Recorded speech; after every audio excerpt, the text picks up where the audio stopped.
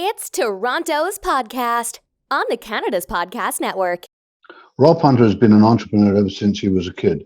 He had an eBay account by the time he was 12 years old and sold Japanese professional wrestling VHS tapes and DVDs, yes, DVDs, to pay his way through university at the Richard Ivey School of Business at the University of Western Ontario.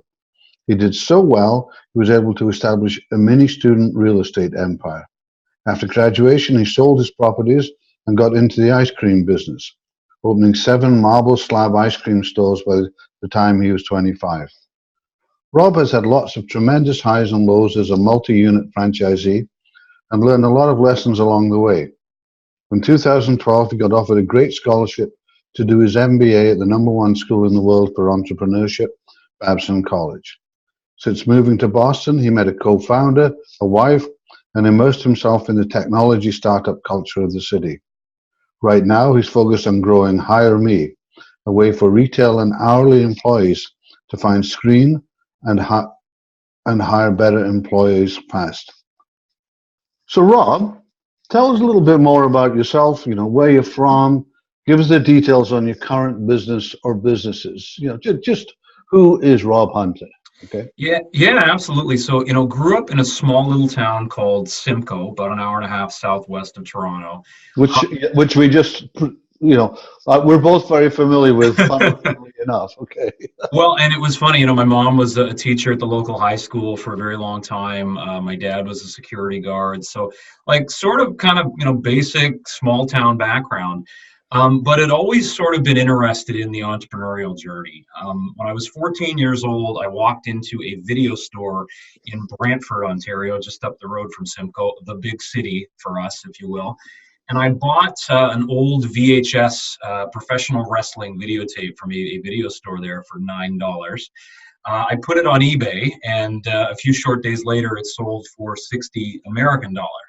And I sort of realized at 14 that I may have something on my hands here. And so I eventually ended up building sort of a basic website, heavy eBay presence, selling primarily actually Japanese professional wrestling and mixed martial arts like UFC videotapes and DVDs on the internet.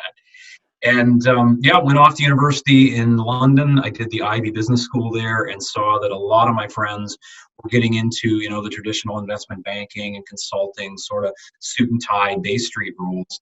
But with my Japanese wrestling tape money, I had invested in a little bit of real estate. I owned a few student housing properties, which is a story for another time. But I sort of stayed away from those suit and tie jobs and ended up taking the money I had earned from those two ventures and actually getting into the ice cream business. And so I opened up an ice cream store, Marble Slab Creamery. I was a franchisee in Kitchener. I opened up a second one a year later when I was 23 in Waterloo. And those two were gangbusters. They did amazingly well. Ultimately proved to be a little bit of sort of false positives. I ended up opening up 5 more stores very quickly after that. And frankly, they weren't very successful and really dragged down, the results I had gotten from the first 2. So I found myself sort of wandering a little bit in my late 20s and not sure of what I wanted to do next. But ultimately was very fortunate to get a scholarship to go do an MBA down in Boston, Massachusetts. So I moved to the U.S. and sort of got out of the ice cream business. And through a long and sort of winding road, as I was finishing my MBA, we got Hire Me started.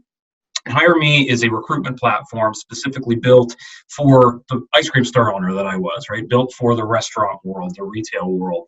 And so first and foremost, we're a software as a service platform that helps find, screen, and hire employees for customers like Dunkin' Donuts, Panera Bread, McDonald's, Tim Hortons, etc.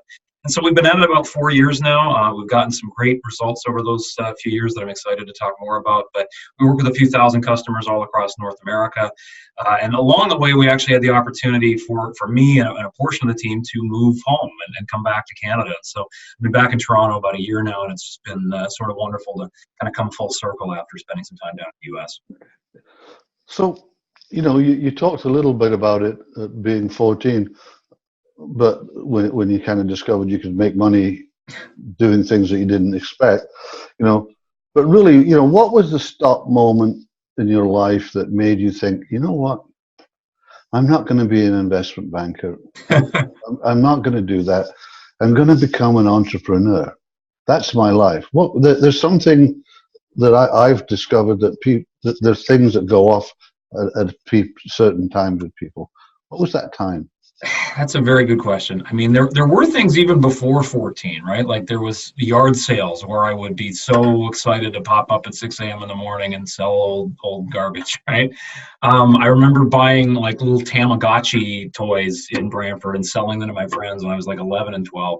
I don't know. I have this sort of vivid memory of being around 14 or 15, just sort of looking up at the sky at night and sort of thinking about what I would want to do with my life. And I mean, I didn't know what an investment banker was at that moment in time, so I guess it wasn't necessarily deciding against that path. But I sort of knew from right around that age that, I really did not. I wanted to build my own thing and do my own thing. What it would be at the time, I had no idea. I suppose I was a little techie at the time. And so I think I sort of maybe thought that eventually I would find my way into technology. Certainly ice cream is very far removed from that, so spent some time away from it. But I don't know, I did the Ivey thing, and I had a great time. My last year in particular with a lot of the entrepreneurial courses was wonderful. But just sort of looking around and seeing the suit and tie and not knowing how to tie a tie until I was probably 23, right? I don't know, it just did not feel like who I was. And so I think that was sort of like the rubber stamp on a decision that frankly was already sort of in motion, 8 or 9 years earlier. So what was interesting when you were doing your intro, and it's sort of about the focus thing, I mean, I kind of the stop, think, focus thing of entrepreneurs. You started the ice cream business, you blew it up to 5 and blew it up, so to speak. Yeah. Tell us a little about that. Was that Rob losing focus, or I'm just curious? Well, what's funny? I really do think with this specific chain, about half of the locations that opened in Canada did end up closing, right? And so I think it really was a case of false positives. The first store did okay. The second store was amazing. And that was really where I started to hit the gas.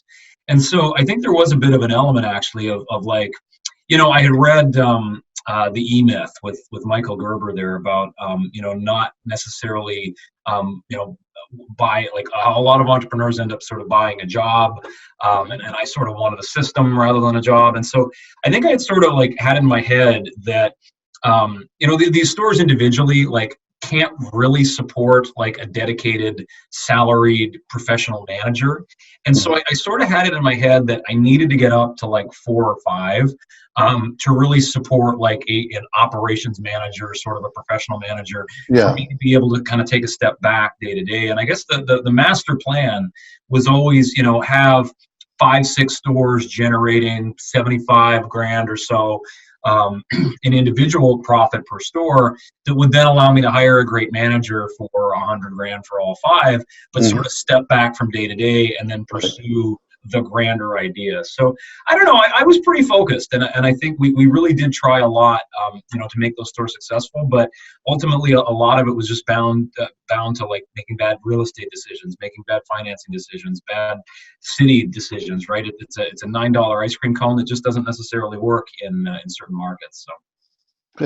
So I mean, and I don't mean to be derisive of investment bankers.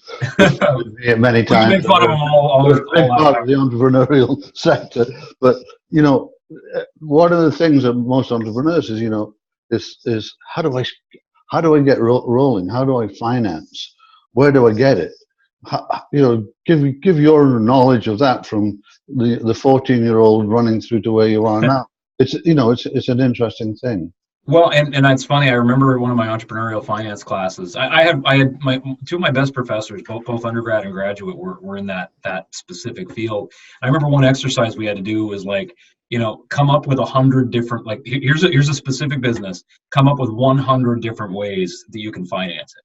And so the creativity around financing, I think, is really where I enjoy a lot of things. So I don't know, with the ice cream stores, I can remember, and perhaps I should have thought this through a little bit more, but it was a great strategy at the time. There were a lot of stores of this brand that were failing in the US.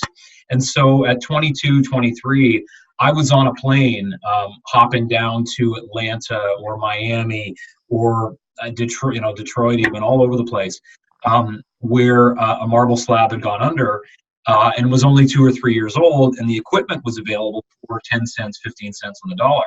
And so instead of paying $100,000 for a brand new package of equipment, I was sort of at, maybe 20 or so all in between travel and transport and all of that. And perhaps the fact that there were so many failing might have been a good sign to pay attention to. But had it not been for those used equipment deals, I would not have been able to move at the pace I did. In fact, there were so many that I even turned the used equipment into a bit of a business as well, and like flipped a few packages of equipment to other franchisees. So that was certainly one piece. Obviously, with the ice cream stores, we did a lot of traditional sort of Canada Small Business Federation loans, CSBFL, I think is the acronym, loans, whereby they sort of loan against hard assets. Yeah. Certainly with Hire Me, we've done more of sort of the I was going to say the traditional. It really isn't the traditional. It's very different than traditional. But we've done a lot of the angel investment, venture capital, and frankly, even a lot of crowdfunding routes. But I am always sort of attuned to the fact that, a dollar from a customer is worth 5 times what a dollar from an investor is worth. And so, we've even structured stuff with customers where, we'll gladly give a discount for paying a year in advance, because then it's money that we don't have to go borrow or don't have to go sell equity in the company for. So I think it's, really just sort of having a mindset for when does the cash transfer to whom, for all of that. So let's move to you a bit more. I mean, what does a typical day look like for you? How do you maintain the kind of focus it needs to keep on succeeding? Because, that's a big part of it, I changed my routine up dramatically this year, and it sort of gave me my sanity back. And so I'm a big advocate for this routine for any entrepreneurs with young children. So we have an 18-month-old. She is the light of my life, and it would be terrible for me to let either her or my business, go away. So a typical day, I'm usually awake by about 5 to 6 or so, like 5:55, 6 o'clock. I get up very quickly, and I'm usually out the door by about 6:20. I'm in front of my office computer by 6:35, 6:40. No traffic at that time of the morning, which is great. I will put in a good solid, 2.5 hours or so. And I find at that time of the morning, I'm really able to move at double, triple speed, where you're not sort of getting bombarded all the time. At 9 o'clock, I will break and I will go and run. I have, I'm a marathon runner. I've done marathons in 9 different states, trying for 50 eventually. And so that sort of mid-morning break is nice. I'll then have an early lunch, go back to work. And honestly, I'm typically home, I'm typically leaving for home by about 4:30, since I've been at the office since 6:30, which gives me, 2.5 hours with the baby before bed, spend some time with my wife, and then usually another half hour of sort of email and sort of prep for the next day before bed. But I don't know. I've found I've never been like a 14-hour a day, burn the candle at both ends guy, but I move at a quicker pace in the 8 or 9 hours I put in than just about anybody. So that's I'd say sort of how I operate. So with Hire Me, which is your focus now, I mean, obviously you're not just doing business in Canada. Why Toronto? Why did you? You were already in the States. I think you said you married someone from the States, and why come back to Toronto? I'm just interested. You're in Boston. It's a pretty great city. I know it. So well, and it was really just sort of an interesting domino narrative, I guess. So we were in Boston. We had raised some money, and in fact, we'd actually just closed some new money when we heard about a program called 43 North in Buffalo. And 43 North is sort of a program funded by the state of New York, and specifically upstate New York, where they invest $5 million in 8 to early stage companies every year. And in exchange for that, you end up sort of, committing to spend a year in Buffalo. So we, were trying to have a baby at the time, and my wife's is from Rochester, New York, which is an hour east of Buffalo. I'm from Southern Ontario, and I don't know, I think we were really sort of attracted by that program. So we ended up moving to Buffalo, took the investment, which was great. And I'll be honest, we just had a really hard time hiring. in Buffalo. We were not really able to attract sort of the talent that we needed for the company. Mm-hmm. And given that Toronto was sort of the nearest tech hub, we started hiring people in Toronto. We ended up with some of the executives of the company there, and some major contracts and some major companies and stuff, and relationships and partnerships with companies in Toronto. And so after our commitment in Buffalo came to an end, it was just sort of a natural decision. Hey, do we go back to Boston? Well, a good chunk of the company is now in Toronto, and so it was just sort of this natural decision to come here. And it's home. It's where I'm familiar with, and so to raise my daughter back home in Canada, but still be close to my wife's family, and still be able to hop on a Porter flight back to Boston and get there really quickly. It's just been the best combination. Yeah, it's a pretty good triangle kind of thing. It really is. Yeah. It really is. Yeah. So getting a bit less business, we do some of our best work outside the office. Is there a place in Toronto or close to the city where you like to recharge, get inspired? Yeah. I will say since coming here, last summer I was sort of in fall, I was in marathon mode. And so, I don't even know if it's got a name, but like the trail path that runs along, the lake shore, right along the lake there. We're not too far. We're maybe a kilometer from that where we live, and so I was putting in 20, 25, 30 kilometer runs on there pretty consistently. It's been a little cold this spring, so I haven't gotten out there too much this time of year. But I think that was definitely where some of my recharging came from, and frankly, some of my best ideas came from. Was running along that trail. So, do you think entrepreneurs have to be weird, unique, kind of wired differently? I mean, or is it just the way it is? I mean, what do you think? I think many entrepreneurs are very quirky, and I think I am certainly an example of that. I do think quirkiness can also be found in sort of normal people, right? Normal employees.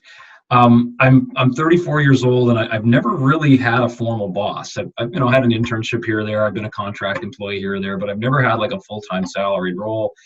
And so I've got to say, like, I think I've been spoiled a little bit, and I don't know whether I could ever deal with the sort of structure that would come with having someone else be able to make decisions for where I spend my time. And certainly to some extent, I guess people do. We have customers, we have investors. Like there's responsibilities that have to get done that I have to do, right? But that flexibility around time and role, I do think is maybe something that is a little bit more inherent and more innate, and weird. My wife is getting back into the workforce now, after spending a year and a half with the baby, and it's something that I'm finding tremendously hard to empathize with, because I've never applied. I've never really had a job. So I think that piece of it is a little bit unique to the entrepreneur. So what books are you reading now? Or audio books or whatever. Is there a book that you would say changed things for you? Yeah, and it's funny. I do a bit of reading now as best I can. I don't know. I'm at this moment in time, I'm reading Pet Sematary by Stephen King. I like Stephen King books, but I will say there are some monumental books that frankly have sort of changed my life. Maybe I'll highlight two real quick. One is called No Cash, No Fear, and it sort of is marketed as like an instructional like non-fiction book, and obviously it's non-fiction, but it really is more of a biography than anything else. And it tells the story of what's the guy's name? Steve Allen, something like that. Anyway, he is a lifelong entrepreneur, has won and lost 1 million times in business, and just sort of hearing his tale of success and failure. I've done some adjunct lecturing, and I actually read a chapter of his book around the holidays from when he tried to start a toy store at Christmas time. And so that's my Christmas entrepreneurial. The second book I'll highlight is a speaker, author, person that has just made an impact in my life. When I was 13 years old, my uncle gave me Success is Simple by Larry Winget. I don't think it's in print anymore, but Larry Winget is sort of a kind of, a well-known figure. He's written a number of books. Success is Your Own Damn Fault, I think is one of them. Shut Up, Stop Whining, and Get a Life is another.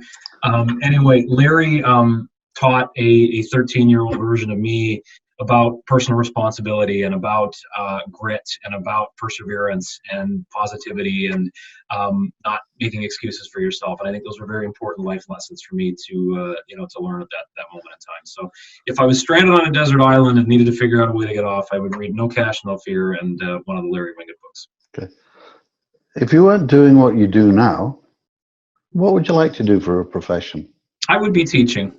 I've done some adjunct lecturing back in Boston. I would love to be doing it here and hopefully will if I can carve off some more time. But I find I consider myself, what's the right order here? An extroverted introvert, where I really do like quiet time and I like to be sort of left alone to get my own work done. But I also like being the center of attention.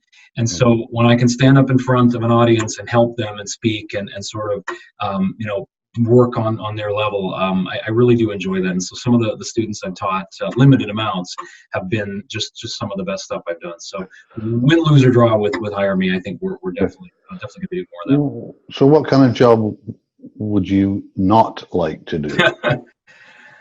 I have a feeling sometimes you sort of romanticize, right? And you say, man, if I had, just gone to work at a big company and, sort of show up 9 to 5, not have to think about stuff at the end of the day, you sort of romanticize it a little bit, but I really probably think I would be very miserable.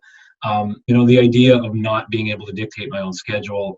I remember, there's certain times in my life at school and things where it's like you're just sort of putting hours in for the sake of putting hours in. That's probably the thing I hate the most.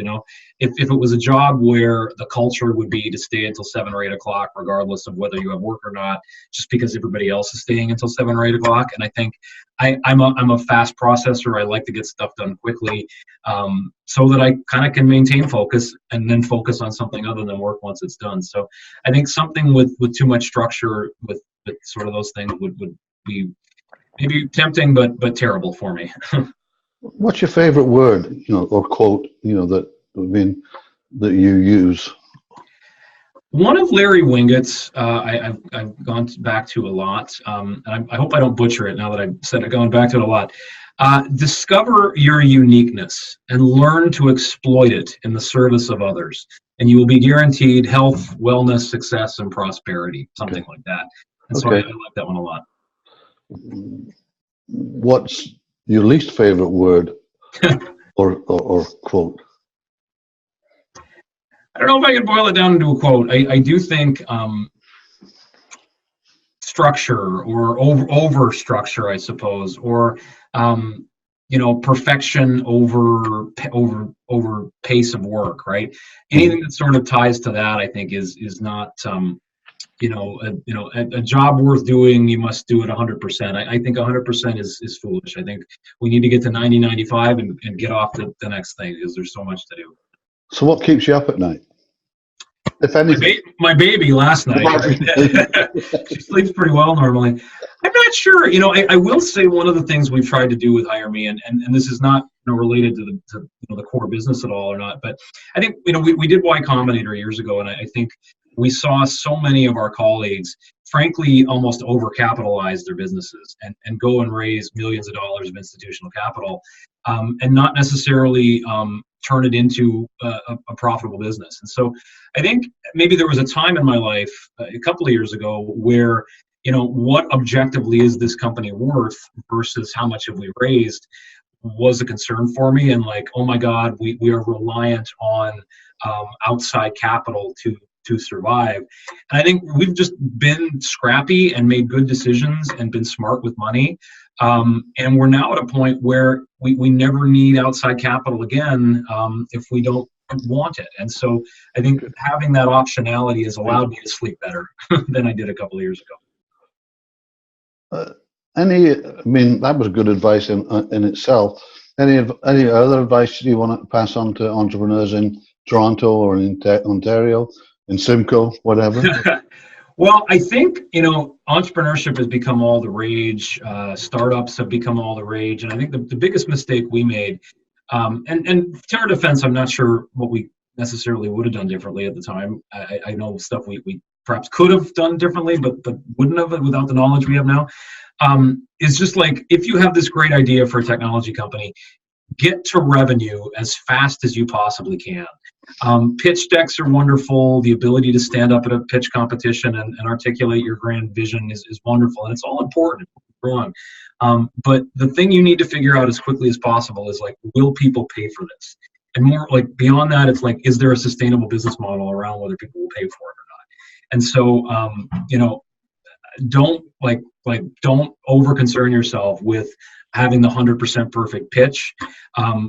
The pitch gets better if the business is better. So go work on the business and get it started before you obsess about raising money. So this is the one we ask everyone across the country. And you sort of answered it a little bit earlier on, but there's a small tropical island off Fiji that only has one phone booth, no internet. We drop you off there. You don't have a computer or a smartphone. You can use the phone booth located there anytime. Yes, there's a phone booth to call the boat and we'll come and get you. How long would you last before you made that call? What would you do there while you were there? I think you can maybe answer that, but what would you do there? That's a great question. I mean, if I can somehow figure out a way to survive, that would maybe be my first priority, right? But presuming I was able to be okay on that Maslow's hierarchy of needs, you would leave some food behind for you. You'd leave some food. Okay, if there's some food behind, I could see. I mean, I'd want to get back to my daughter, right? So I think that's a big consideration. But if time perhaps at home could stand still, I might hang out for a couple of months. To be honest, I think I as an introvert, I can very much keep myself amused, and the ability for long runs on the beach for a few months, and to really sort of just internalize and compartmentalize. I would say if it weren't for my daughter, I would probably hang out for a little while. But if time continues marching forward at home at the same pace, I'll probably make the call pretty quick. I don't want to miss her young. So that's coming to the end of the interview. How can our listeners get a hold of you? And is there anything you'd like to add before we call it a day? Yeah, absolutely. So I'm Rob Hunter on LinkedIn. I think my LinkedIn game is pretty good. So if you search for me, I should be near the top. Feel free to email me. The folks that own HIREME.com are incredibly unreasonable and want millions of dollars for their domain name. And so we have branded ourselves as Hire Me, HIGHERME.com. And so I'm just Rob, R-O-B, at HIGHERME.com. And I think, the one thing I will say, having spent 5 years in the U.S. before coming home, part of the reason I went to the U.S. is because it sort of felt like there wasn't this really developed tech startup entrepreneurial scene in Toronto when I left. And so I would say, it's just sort of really exciting for me to be home and see that scene is now here and sort of thriving, right? And so kudos to everybody in that scene. Keep it up, and I'm really excited to be a big part of it in the future as well with this company and perhaps others down the road too. So really cool to be home. Okay, that's great. Thanks for joining us on Canada's podcast, and we'll see everyone next time. Bye-bye.